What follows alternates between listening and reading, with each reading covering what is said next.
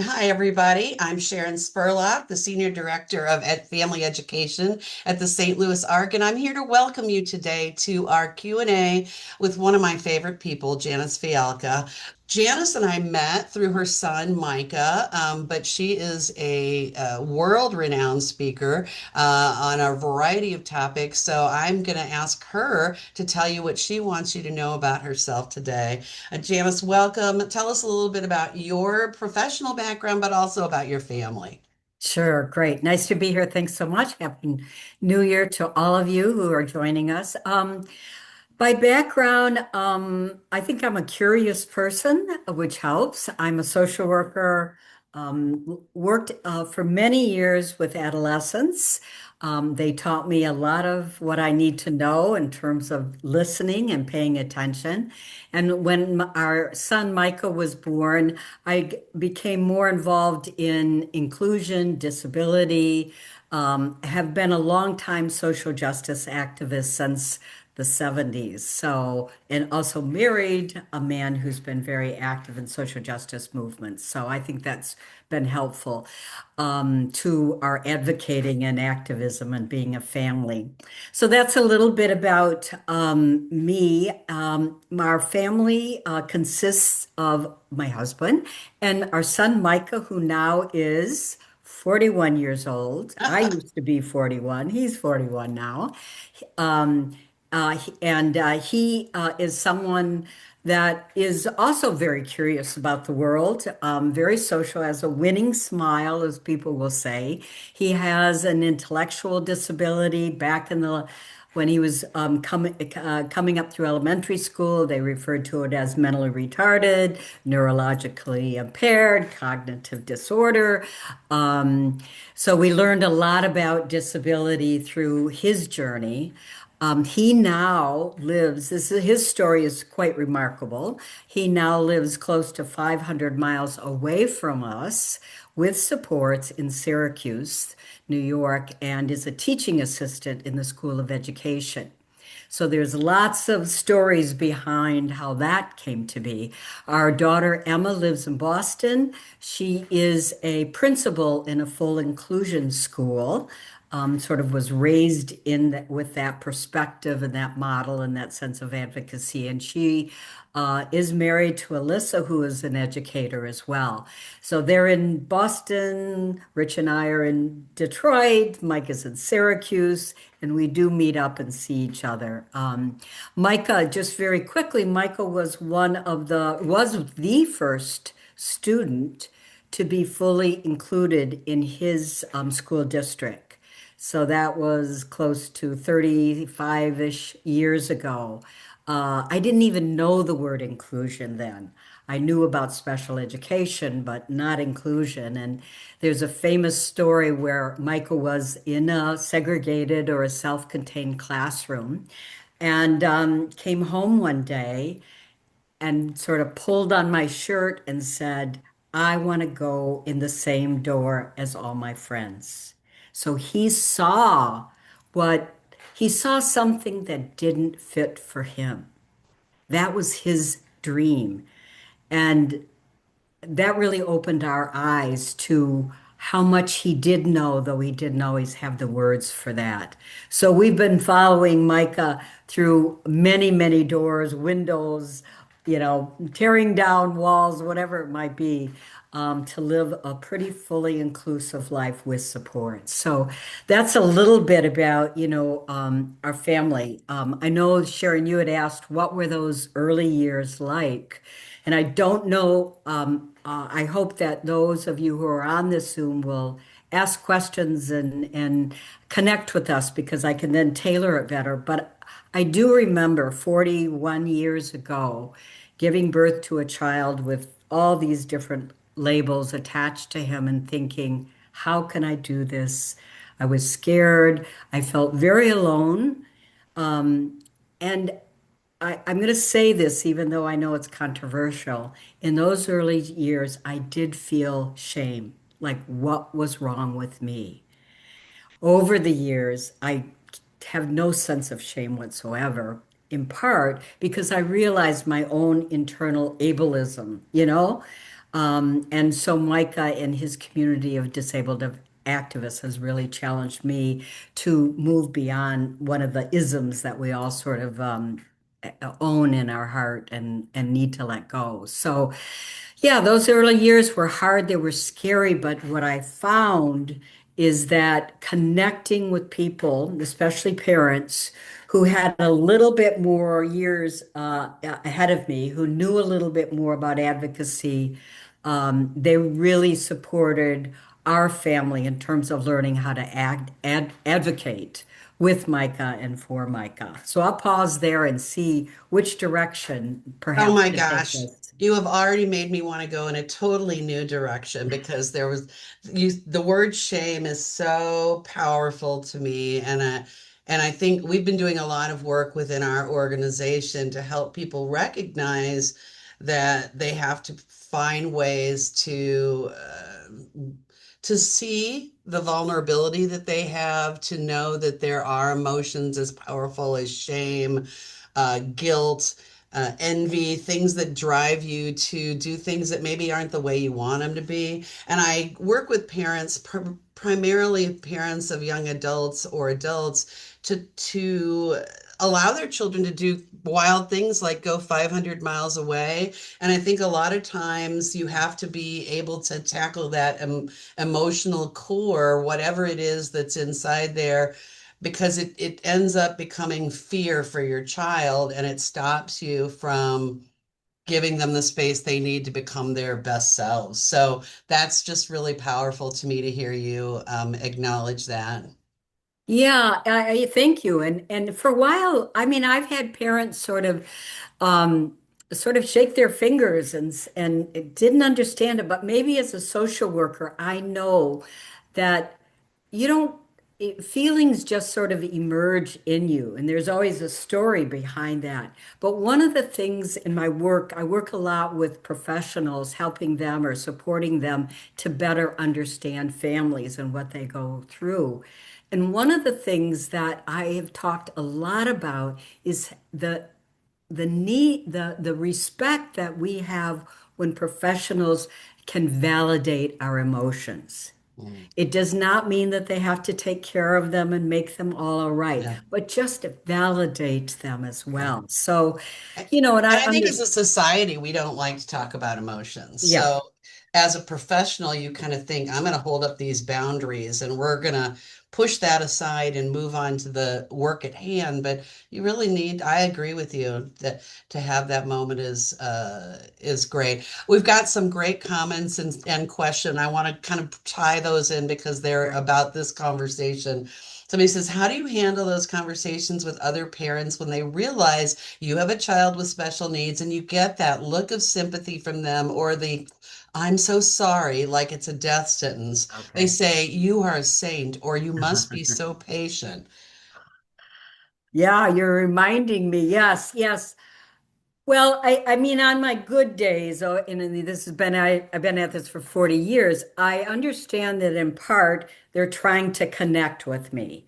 And if it is one of my good days, I might say something like, yeah, I know what you're saying, because there are days when it can be really hard, but you know what? I have grown in ways that I never thought possible. My son Micah has introduced me to a world and made me be a more human being. I no longer see disability as a deficiency, but as a part of his identity.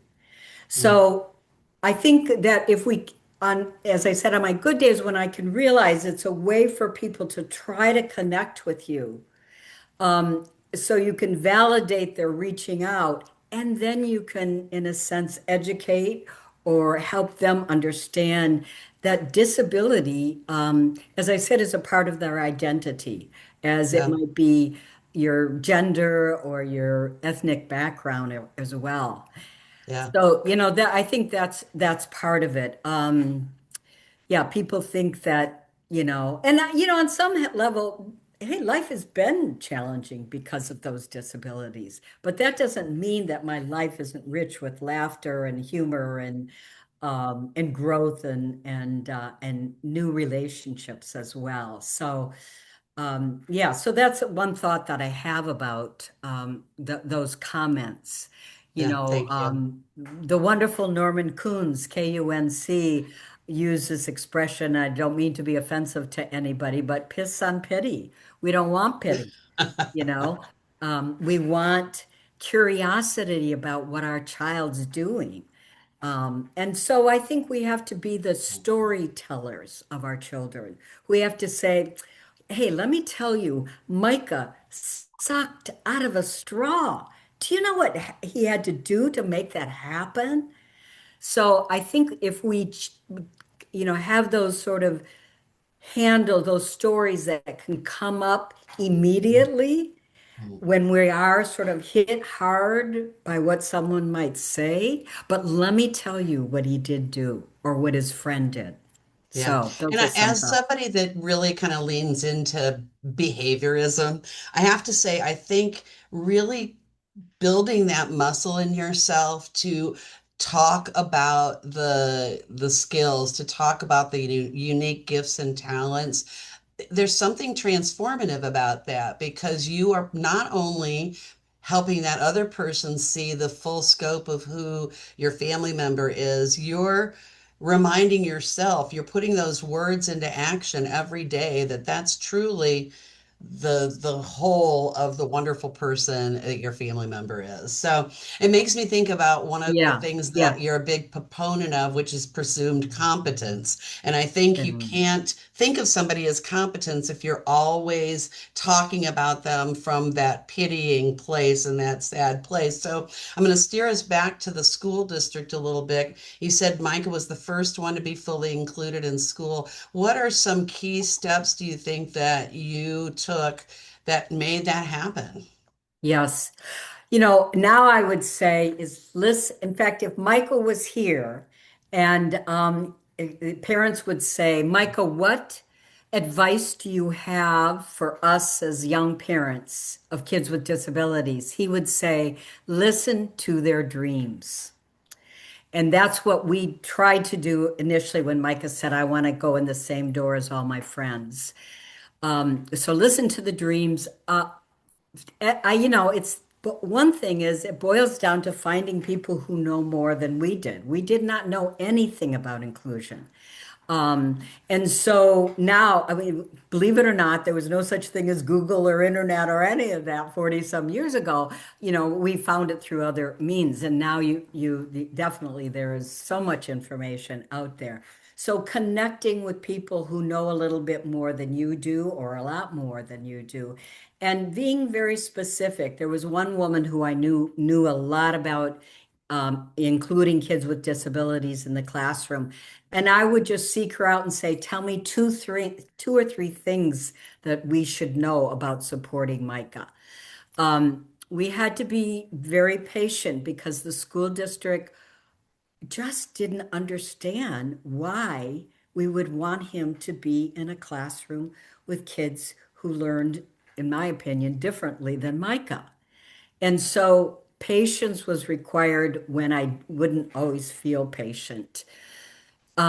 So learning the skills, the techniques, the perspective from, books and educators was important.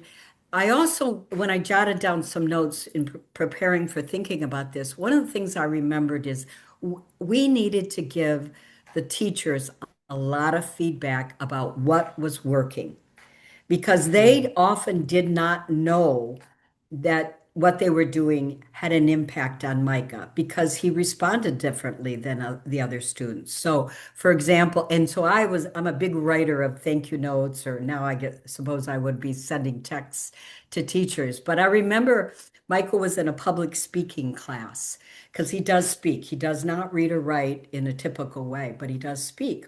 So we were watching the debates of some governor's race a while back on the couch, just hanging out, middle school. He was in middle school. And all of a sudden he said, that person isn't a very good speaker. And I said, why? Well, he's not moving his hands like the teacher said we should do when we're speaking. And so I wrote her a note the next day, and she said, Thank you. I didn't really know he was getting anything I said because he has sort of a vacant look in his face. So we need to constantly or regularly let teachers know that this had an impact, even if it was 2 years later. So I think that was one thing. We had one, and I'll say one other thing. We had one teacher consultant who was, we initially it was a challenging relationship, but eventually he got us. And he would start every meeting with the new set of teachers with, Janice and Rich already know what Micah can't do. So we're not going to talk about that.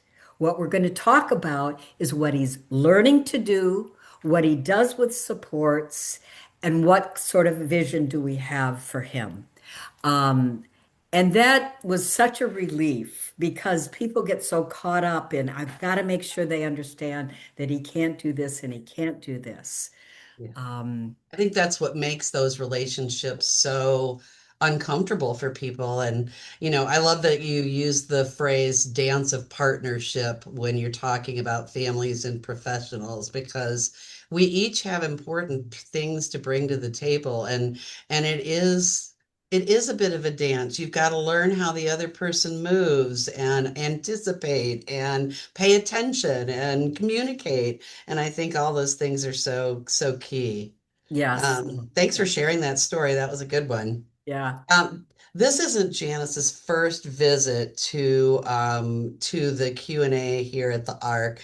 She and Micah joined me quite a while ago. I think it was probably during COVID, to talk about the thing that I knew about when I first met them, which was this very unique strategy. It's not unique strategy, circle of support or circle of friends. I think many of you have probably heard of that, but the implementation that their family did was remarkable and the outcome was remarkable. So the question that I'm getting up to, I'm talking a lot, No, it's been good. gone for a while, y'all. John asked in the Q&A, how did you handle Mike and not getting invited to birthday parties and other events with other teen peers? We're having a hard time with that. Yes, yes. Thank you for that question. I tell you, the minute that Sharon read that question, I got tears in my eyes. Those early not invited moments they stay forever. What we, what I'll tell you one time, this is how bold we were at various points, not all the time, but one of Micah's dear friends did not invite Micah to her birthday party. And so my husband, in a very gentle way, called the mother and said, we don't want to pressure you to invite Micah to the party because, that can be awkward and uncomfortable for everyone. But we do want to have a special something with your daughter because they do hang out together during recess. And so, how about we take your daughter out for ice cream? And Micah and it happened. Micah would celebrate her birthday that way. Now, I know that's not the answer that you're looking for, but what it speaks to me is that we have to often reach out in ways that might be uncomfortable in order to stay connected to the peers. We found that having an intentional circle of friends that started in third grade with Micah, and these were kids who met every week, who it wasn't a therapy group, it was a fun group. Mainly they did fun things together. Recess, played some kind of foursquare and things like that. Um, and then they also would talk about what people were going to do on the weekend and who could invite who to where and what. So that helped us, Micah, feel some connection with his peers. And then we actually had a meeting with some of the parents whose kids were in the circle of friends. And we invited them to help us think about how do we help Micah feel included in his community. And that was a really important, very scary, not easy thing to do. But they then took some ownership for it. And we found that the parents were more likely to be to invite Micah to some things. Not every day, not every weekend. Believe me, I can tell you how many weekends he didn't.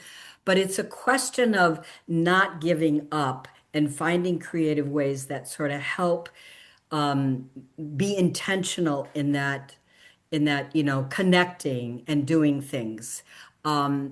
Now, depending, we also would reach out to a couple of parents, not a lot, and say, it's really important that our son feel some relationship or connection with your kid, your daughter, or your son. And here are some things we've learned that might be helpful if you're feeling a little bit uncomfortable having Micah over your house. So I don't know. Those are a number of strategies that we found over time that we had to keep doing and keep doing. But the circle of friends, which I know we don't have a lot of time to talk about, but is really been an important aspect of Micah's life because it was there that community of kids, and it was always changing. It wasn't the same kids, but they felt some relationship, maybe protection at times, to engage Micah. And then Micah learned that that circle was important for him. And I'll give you a quick statement. When Micah decided that he was going to move to Syracuse, 500 miles almost from our home, and get support there and work at the university, one of the things he said is, if I'm going to have a good life, I need to have a new circle at Syracuse. So those are some thoughts. I don't know, Sharon, if you have some ways to take me into, what I'm sharing with the group, but those are some of the things. I Reaching think out. that I Go think ahead. that's outstanding. And frankly, it you described really nicely that it's work.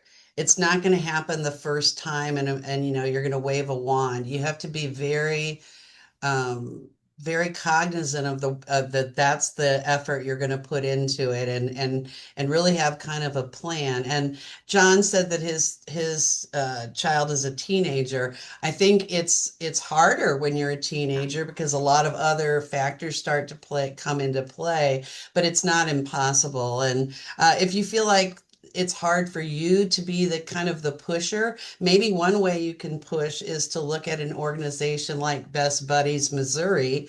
Maybe they can come into the elementary, middle, or high school that your family members in and create that structure around people that want to be in inclusive spaces and socialize so that there's somebody else that's kind of pushing the wheel forward. So that would be my other suggestion is that sometimes it's too much for one family to do all of the work, but you can Mhm. bring in those other kinds of allies that might be able to find ways to build the connections. The other thing that I think happens is that sometimes we put up barriers unintentionally.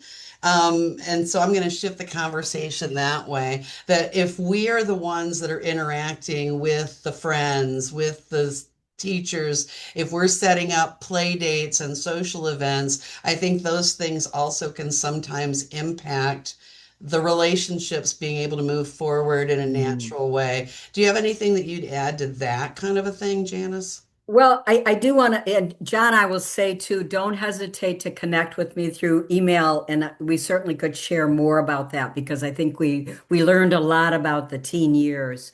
Um, and you reminded me of one of the things that that we did was we went to the Honor Society at the school when Michael was 9 and 10 or in ninth and 10th grade. And this wasn't easy at all for me, but I reached out and said, are there honor students who have to do community service that might want to have their community service? I know this is hard to say, but hang out with Micah. And we did it with pairs, and there were two young seniors who were pretty cool, and they met with Micah to hang out once a week. And that was like an opening door to other young people as well. And I just have to share, years later, one of those young people found us on email or Facebook or something, and he said, he said, I know what happened with Micah, and he was really proud of the things that Micah did. He said, I know I wasn't always very good hanging out with Micah because I wasn't very patient, but I'm a doctor now. And Micah taught me that if I really want to connect with people, I have to really listen to what they're going through from their perspective. So you don't know what you're doing by doing these really hard things. I did not want my kid to have be community service, but it made a difference for Micah as well as those other kids. So let me summarize by saying learning to ask for help without apology, but with dignity and intention is something that our family has grown in our ability to do that. So don't hesitate, John, to connect and we can talk about some other things we did. I want to make sure people get that Mike is not somebody that you would think would be able to move 500 miles away to college. So, Micah is somebody that has been looked upon as somebody who's competent, and it has elevated his life to he's doing his very best. He's doing his maximum Micah-ness right now because he's seen as somebody that can do great things, but he's also somebody, if you looked at him, that you think probably would need quite a bit of support. So it's not, a lot of times people come to these sessions and say, well, that's not my kid you're talking about. And Micah is probably your kid. So Yeah, I want to yeah. say that there's two questions I wanted to ask. And one is, how did you and your husband manage that anxiety around Micah taking big risks? Well, we did start off the first couple of years thinking that he would move 500 miles, right? Those risks were um, believing that he could walk 3 blocks to school by himself, or at least, with us around the corner watching to make sure he did. I think one thing I want to acknowledge is that Micah is a male and he's white. And if anything is going to happen, it's less likely to happen with those characteristics. Not that or demographics, but not that that's a given. So, I want to acknowledge that a child of color or a female might carry more risks as well. I think that what we other people coached us to remind us that if we didn't let Micah take risks, he wouldn't be better at advocating for himself. So every time he was in an awkward or precarious situation, if he could manage it somehow, he grew in his confidence and he also grew in how to ask for help. A couple weeks ago or months ago, he was scammed on Facebook or something and he lost a fair amount of money and it was a horrible situation. Do we wish that didn't happen?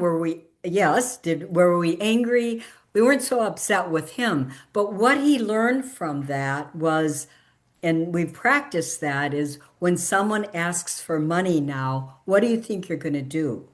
And now he thought of this himself. I'm going to take a picture of the scamming thing on the Facebook or whatever and send it to my friend and say, what should I do?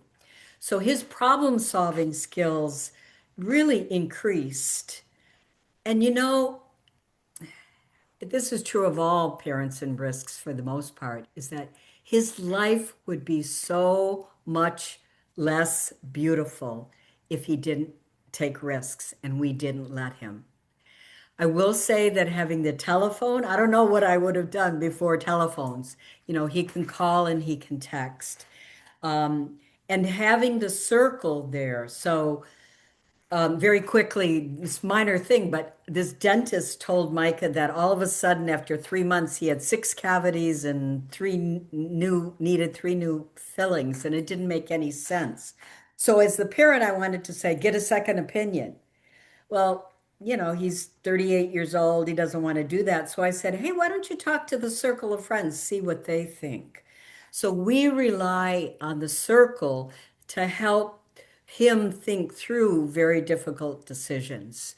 or even minor decisions so that we can move from protector and more become more of a guide as well. So are we scared a lot? Sure.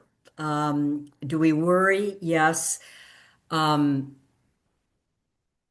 but I think we've strengthened our own skill to respect his ability, and to encourage him to talk to other people about it. And now he does. So he does. I will tell you that. Um, so before we visit him, he sends us a list of things that we can't talk to him about. And then he grades us at the end of the trip. So he's setting his own boundaries. We're listening. He knows that he has people he can talk to about these situations. And Yeah. he even will say to us, I know when you're gone, I will have people in my talk to. And that helps his sister as well, who knows that she'll be responsible as well. Oh, I got a cat at this. I'm taking care of. Cats are all good. Yes. Well, you Oops. led me There right we into go. my last question, and I should not have made it last. I feel like the siblings are always last, but I think sibling relationships are just so Mm. interesting, and Emma's just so talented in her own right. What do you have any suggestions for families on how to support a really positive sibling relationship? Number one, or there's probably many number ones, but and Emma would agree. I talked to her last night to see which one should I share. When she was in middle school, and middle school can be an awkward time for any kid, she was finding that she was becoming more embarrassed about her brother, who stuttered, who drooled at times, who wasn't like most of the other kids. And she just didn't want him to be around when her friends came. Um, it was hard for me, but we acknowledged her feelings and we gave her lots of space to be with her friends, and Michael wouldn't necessarily be at home most of the time. Because what would be hard to do is to monitor her own embarrassment with a sense of guilt that she felt that way about her brother. So if he Mm. wasn't there, she could just relax, if you will. And she to this day will tell parents, that's what my parents did, and I was really grateful. They didn't make me feel guilty that I should always be nice to my brother, because I didn't want to always be nice to him. So I think that's one of the things is allowing our kids to non-disabled siblings to or children to know that they don't have to take care of their kids. They don't have to always be nice to their kids, that they can feel sad or guilty. Um, and I mean, they still struggle at various times, but they're much more able to be joyful with each other and have fun. So that would be the one thing that I would share as well. And I think there's a little bit in the book What Matters. Emma has written about her brother as well, which is in the book that those who of you who want it can read it. Yes. Oh gosh, thank you so much. You took us full circle, kind of back to the fact that you can't just shove all those emotions aside. You have to acknowledge that people have emotions. That's what makes them human. We have to acknowledge them and address them to the best of our abilities. And it applies to all humans, not just about humans with disabilities. So that's a really nice place to end. Thank you so much, everybody that joined us today. Your questions were great. And Janice, as always, you are a delight. For those of you that are wondering, I'm trying to catch up with Micah. I decided this time I needed to do a separate Q&As because Micah has released a memoir and I cannot wait to share it with you. Oh, There you there go. he is, the delightful Micah. And his book's called Opening Doors. Yes, yes, and Opening Doors. yes. So if with any luck, he'll be on. It may not be a Tuesday. Tuesdays aren't great for him. So we're going to work it out though. Thanks, Great. everybody.